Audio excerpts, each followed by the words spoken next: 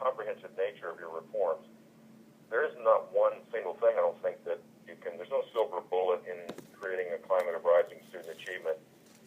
But I do think this initiative, when you combine it with your other initiatives of teacher evaluation efforts, the digital learning efforts, the work that you've done to create school choice and other things like that, the net result is that a really good education outcome environment, which exists in Virginia, will get even better. And I just applaud you for your efforts. The grading of schools, A through F, sounds like a simple thing, but my experience in this was that it was like a catalytic converter of changing the system towards student learning being the organizing principle.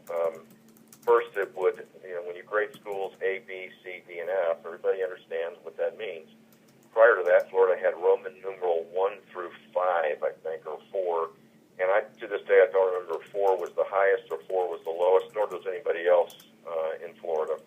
But everybody knows that a C is not that good, but it's better than a D, and that a C, if you work hard, you can get a B or an A, and A is better than F. And it just aligns everybody's interests towards what we want more of. If the grading system is based on student learning, then you're going to get more student learning for the grade to go up for the school. The second thing that happens is that you get greater media and public attention. There's just tons of examples of this, of realtors bragging about the neighborhood school being an A school, of school board meetings, that used to be about bus schedules and the food in the cafeteria, changing to focus first and foremost on how do we eliminate any D and F schools in our district? How do we become the first district to get all A's? This alignment towards student learning and the interest, because of this transparency, becomes really a powerful tool of engagement by people in the schools. And my personal belief is, I know, Governor, you believe this as well, the more resources brought to bear in schools, from outside the schools, from the neighborhood, from the community, from the business community, from parents groups, the better off those schools get. And the final thing I'd say is the power of community support. We had schools that were underperforming, and they've been historically underperforming. For a generation. And yet there was a complacency kind of that had developed.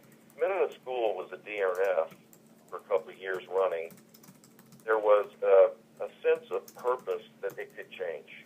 And I can tell you scores of schools that showed improvement because the alumni of those schools got engaged in the schools to show improvement. The school districts, the superintendents, were ashamed that there were schools that were underperforming on a chronic basis.